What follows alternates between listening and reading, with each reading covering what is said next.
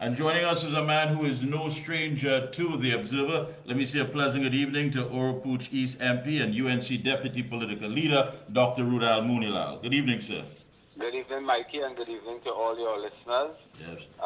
throughout Trinidad and Tobago and the wider region. It's a pleasure to be on air with you. Thank you. First of all, let me, of course, congratulate you for being once again chosen as a candidate to represent the good people of Oropouche East. Thank you very much. As you know, on Monday last, the political leader announced formally and expressed confidence in returning me as the next member of parliament for the constituency of Oropouche East. I'm extremely grateful to the political leader and the party. I appreciate very much the confidence reposed in me. It will be, Mikey, the seventh consecutive election that I will offer myself to the good people of Oropouche, and I'm hoping that I will be returned with a resounding majority as their beloved member of parliament. Wonderful. Now, there's so much being said. I mean, we did, of course, listen to today's media briefing by Barataria Samoa MP and Shadow AG, which is Saddam Hussein MP, on this issue concerning Mr. Adrian Leonce. And you have made it quite clear that this was not looked upon thoroughly before making any sort of promotion that was made for Mr. Leonce to now serve as Housing and Urban Minister. I mean, what are we looking at here? Because some people are saying, well, according to, well, the company never started off, it didn't do any work, but what are we looking at here? Well, Mikey, first let me say that I listened to my colleague Saddam Hussein this afternoon at the press conference, and I wanted to say that Mr. Hussein gave a measured, calculated, but shattering forensic analysis of this matter. He commanded the information and revealed the dramatic twist involved with this sordid affair. He made several very, very critical points from the perspective of the law and the practice, policy, and the ethical issues involved. This matter, as you know, involved the substantive holder of the position of Minister of Housing, Mr. Adrian Leonce. And Mr. Hussein today really exposed him bare the issues involved in this matter. I don't want to repeat necessarily all the points made by Mr. Hussein today, but to reiterate and reinforce this matter, that it speaks as well to the judgment, what I call the treasonable judgment of Stuart Young, in that this Stuart Young served for 9.5 years on the National Security Council. He served as Minister of National Security before, and would have known of the contact, the involvement between Mr. Leonce and the alleged notorious financier of gangs and so on. And Mr. Stuart Young went on to appoint him to a substantive and heavy portfolio of housing. This matter, as Saddam told us today, raises more questions than offers answers. And we are really asking the minister to clarify, why would a sitting minister of government establish a company in another jurisdiction to make money? When you are minister of government, you cannot be involved in any other job, any other trade, any other, financial endeavors and so on. You are guided by the Integrity in Public Life Act. And Saddam asked several questions today. What was he doing that for? Who was he doing that for? And Saddam exposed him bare and naked by reading the law of England and Wales, the law as it relates to the company legislation, what we call in Trinidad the Companies Act. And he said that there's no need to have an address that way. An accountant or a law firm can provide, with authority, can provide an address. Then Mr. Leonce said in his statement that his grandmother lived there for years.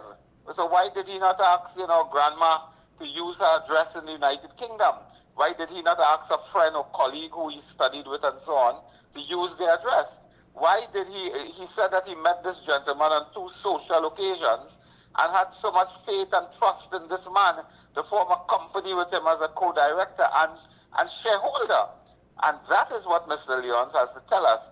Now, when I saw this matter unraveling at breakneck speed in the public space, something came to my mind, We always believe that there are elements in government, in this government and so on, who have been involved with gangsters, who have been involved with the gangs and feeding gangs contracts and so on. And one wonders whether gangs in Trinidad and Tobago that are recipients of direct government contracts, whether they are also involved with other officials of government in other matters that may speak to fraud, that may speak to money laundering and so on. These are fundamental questions that the population are asking. I cast no aspersions on Mr. Leonce, so certainly I have no evidence of any of his personal wrongdoing or right doing. I have evidence from his words that he exercised poor judgment and he entered into what could be called suspicious transactions and dealings with someone who was well known to law enforcement. And as Saddam told us today, Mr. Leonce said he became aware of investigations into the gentleman. How did he become aware? Who told him? Who tipped him off? Because this has to do with tipping off, which is the next law of Trinidad and Tobago that carries heavy penalties.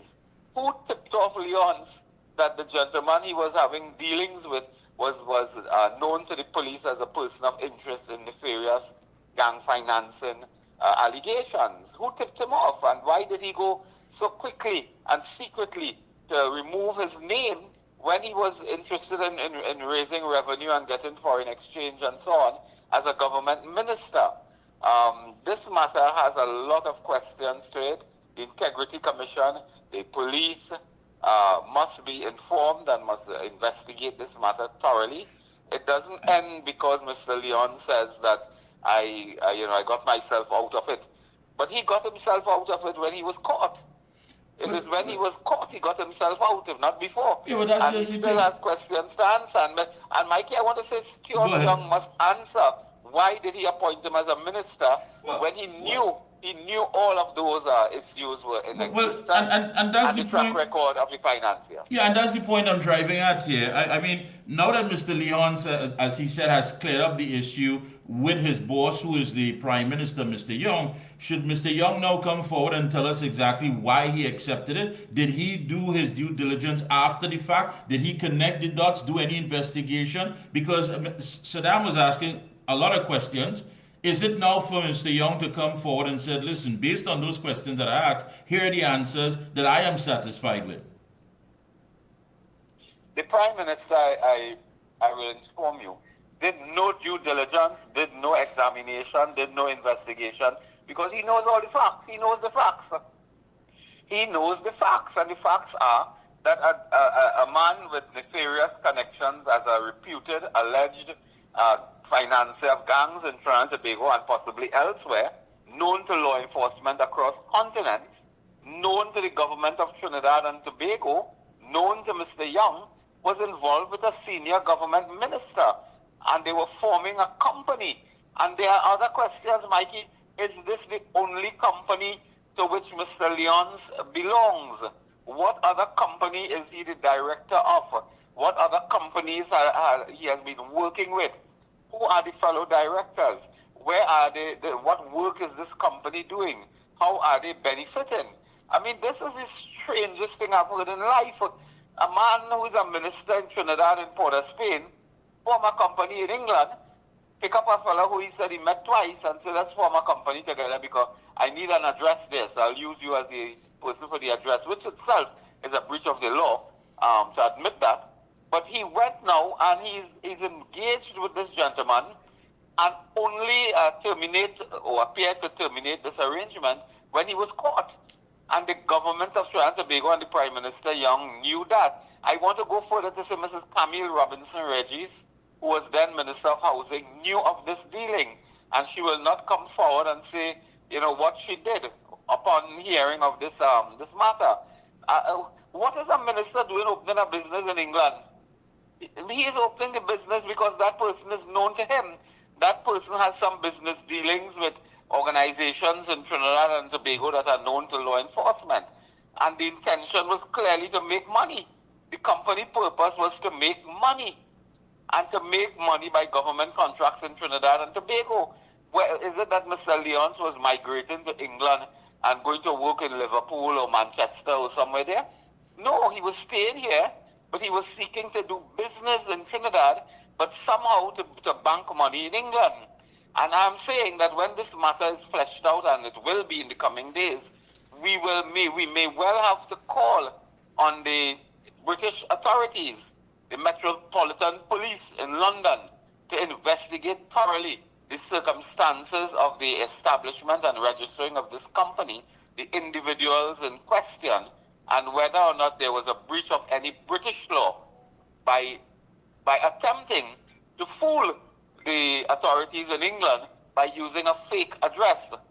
That is something that the authorities in England may want to look at, so that Mr. Leonce, I want to say to him tonight, I mean, it's not easy, and it's not over. It certainly is not over. Yeah. And there are many more questions to answer. Yeah, he believes that he has cleared the air on the issue and he's moving forward. Now, you are the shadow Minister of National Security. We now have a new Minister of National Security. I had Professor Ramesh Divasaran on last night, and he was basically saying that it's a matter of just going over the same procedures, the same rhetoric. We're hearing from Mr. Gonzalez about rogue elements in the police service, asking for the assistance of the public. If you hear, you see something, say something. I mean, at this period of time here that we're looking at, what could one expect from Mr. Gonzalez in that position?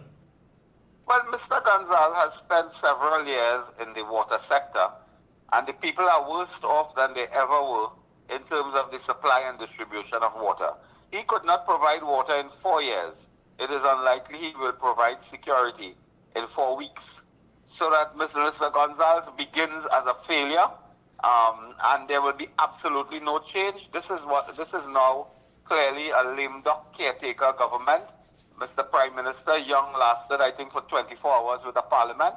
But there is something I want to just say to your listeners, Mikey, and, and political education is also very important. There are certain constitutional realities and political realities that go with the dissolution of Parliament. When you dissolve the Parliament, your government has ended. Your government has ended. You are just holding on day to day until a fresh mandate is given by the electors, by citizens. So that the government, for all intents and purposes, the government has imploded. It has collapsed in 24 hours. Mr. Stuart Long, this pledging Prime Minister, he collapsed in 24 hours and called an election and dissolved the Parliament. Without a Parliament, which is really the will of the people, there is no government. The government is there just holding on a day-to-day basis until the election. And these ministers that they trumpeted and beat their chest on appointment and so on, national security, finance and so on, they will have absolutely nothing. They will do nothing. There will be no performance. There can be no delivery. There can be no achievement. In fact, Mr. Dan Paul will become the first Minister of Finance never to deliver a budget. Prime Minister Young is the first Prime Minister never to see the Parliament as Prime Minister. This is the sad reality that we face today. And no amount of gimmickry and electioneering and Mama Guy will save them. I hear about Ministry of Efficiency and Implementation and so on. But if you're not efficient in all the ministry you have before, why do you think you'll be efficient in a Ministry of Efficiency? This is the PNM, even the Ministry of Efficiency will be inefficient. Yeah. Finally, Mr. Young, Prime Minister Young did, of course, make mention of the fact that he met with those stakeholders in the banking industry, commercial bank leaders and central bank governor, Dr. Alvin Hillier, at the office of the Prime Minister yesterday. And he said he had a meeting with the central bank as well as the Bankers Association and the heads and chairmen of various banks. And he expressed sentiments and thoughts on what we need to do to help the average citizen, particularly concerning accessibility to foreign exchange, which is not a huge amount for many average citizens.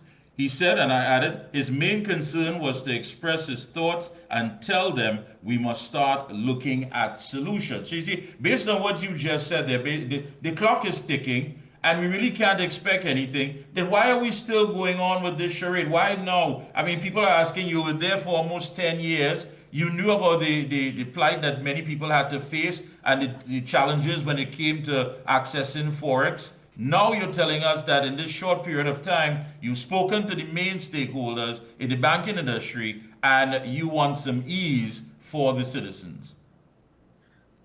No, but let me put it this way. Foreign exchange will not come from the sky. It will not fall from the sky. There is no foreign exchange because the country has collapsed from the standpoint of the economy. The limited foreign exchange has been given to friends and family of the PNM. Big business linked to the PNM have received the foreign exchange, and the small man, the small business cannot get foreign exchange. Imagine, this is the oil-rich Trinidad and Tobago, where you're begging for $200 US in the bank. But if you go St. Kitts, you could buy a Coca-Cola with US dollars and get change in US dollars. So this is where we are today. They have crashed the economy. There will be no foreign exchange solution here. That solution will come with a United National Congress government, with the economic impact of investment, revenue generation, foreign direct investment, of course I meant, and it will come from business development, capital investment, a construction boom. That is what will generate income, and it will also generate foreign exchange as well. So there's no hope. I mean, I don't know what in a few short weeks Mr. Dan Paul may be up to, but there's no hope in solving that problem. No. Mikey, a matter that came to my attention, if I may just raise it. Go ahead, please. I am being told by certain persons who monitor television and so on much more than I, that TTT, which is the puppet of the PNM, are running ads or advertisements or short, shows in which permanent secretaries and so on are involved in promoting and like doing ads for the PNM government for Minister Stuart Young.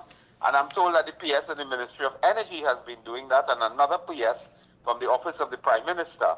And I want to condemn this. I want to take this opportunity to inform permanent secretaries and senior public officials, please do not get involved in politics. Do not be the mouthpiece of a failed and collapsed PNM government. Do not be Stuart Young mouthpiece. We will take action against permanent secretaries and senior public officers if they attempt to participate in the political process by doing cheap ads for government ministers and even the Prime Minister. So basically they're campaigning.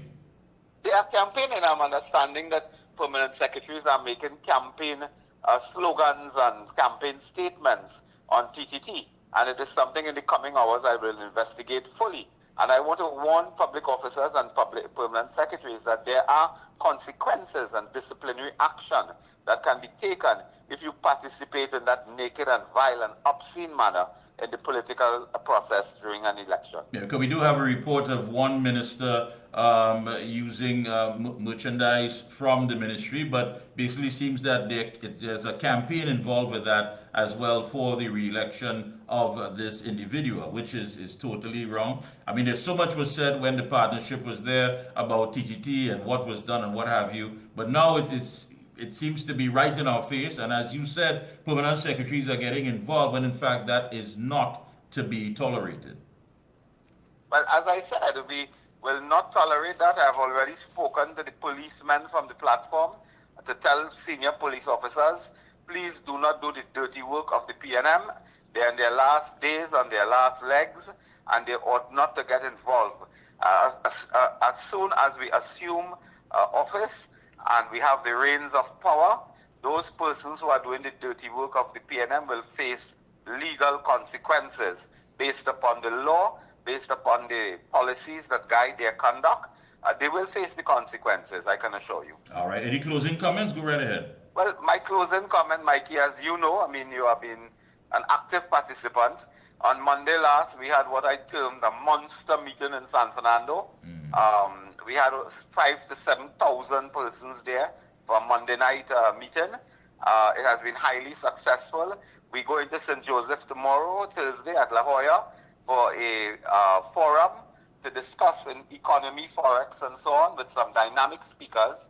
On Saturday, we are in Sandy Grande, Northeastern College, for another mass meeting, and we are ramping up the tempo. We are ramping up the energy. And the energy level, Mikey, as you were there, you can testify, there was a certain electricity, there was a certain, evangelical zeal in the audience and the crowd. Enormous energy, enormous excitement and motivation. And I think that augurs well for our campaign. I mean, the pictures tell 1,000 words, but even without the pictures, I can tell you that when I went to speak there, those thousands of people lifted me, my own energy and my own, zeal. We are very thankful for the people for coming out. I asked people to monitor the meetings and come out and give support, but in the constituencies themselves, please avail yourself of the campaign officers, of the candidates, of the teams, and help in whatever way you can help. This is our moment to rescue our country. This is our moment to save our country. Our country deserves to be saved from the PNM. And Mrs. Kamla Prasad Bisesa has answered the call to serve yet again as Prime Minister. And I'm confident that she will have the team to best develop Trinidad and Tobago. And we ask all citizens to get involved, to be active in our campaign so that we can remove this ineffective, corrupt, inefficient PNM government once and for all. Thank you so much, Dr. Moonilal. Keep up the good work. I know you've already hit Thank the you very ground much, running. and God bless. All the best. Thank you. But there you have it, folks. Oropouche East MP and UNC Deputy Political Leader, also the Shadow Minister of National Security. That's right, Dr. Roodal Moonilal. Very enlightening. I mean, again, here it is that it's in the final hour, and we are being told so many things, again, promises, things that have never materialized in the past 10 years. We're going to fix this, we're going to fix that, we're going to put this in place, put that in place. But you were there. I said it already on this program. You were there. Those individuals that they introduced to Woodford Square was just a few new ones, but the majority of them were there when there were problems with babies dying in the NICU, when there were problems with poor infrastructure, when there were problems with students falling through the cracks, when there were problems with labor. All of these problems, all of these social ills. Dr. Rowley and Stuart Young, according to Comrade Roger, Dr. Rowley and Stuart Young, everything has to be bolted, welded, and of course, put on them. They were there. They were there. They were the ones who were the guiding force. Now all of a sudden you're telling us you're meeting with this one. You were there when parents was trying to send money to their children who were studying abroad, and they were turned down. You were there when people wanted money for surgery and to buy medicines when it comes to Forex, and they were turned away. $100. Then you had to go into the next bank and beg. Then if you're lucky and you know somebody and somebody perhaps know you, you could get an extra $100. You were there with all the restrictions. People whose business crashed because they depended on foreign exchange to go ahead and ply their trade and do their work. They had to shut down. They couldn't get it. And then you have people who have in abundance and money was put aside for them. I mean, come on, how could we even not consider that as we go to the polls? There's so much to consider.